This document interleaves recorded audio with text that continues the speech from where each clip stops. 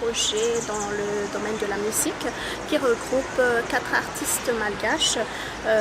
Rola Gamana, Tina Rentelo, Mouzamani Tsindava et Tobé dans la catégorie plutôt moderne parce qu'il est beatboxer. Ça reflète 2 aspects de la culture. C'est la culture traditionnelle malgache qui est après associée à la culture plutôt moderne et urbaine, d'où la présence d'un beatboxer.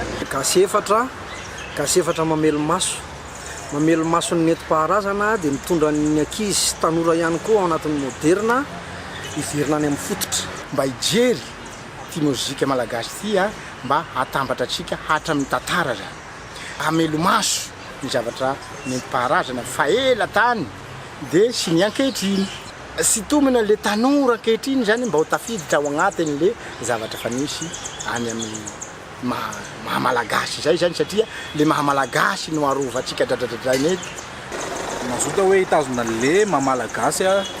sy matanora mba ampirisika ny tanora koa zany hoe tsika kay manana mozika tena atsika fa tsy voatery hiankina amin'ny mozika vahiny foana tsy dia mifaritanay loatra hoe ty avatsy avaratra ty avatsy atsimo ty avy eto ampovoantany fa miezaka zay manome sary tokana ho an'ny mozika malagasy dikan'izay hifangaro ro zavatra ireo amin'ny endriny mahafinaritra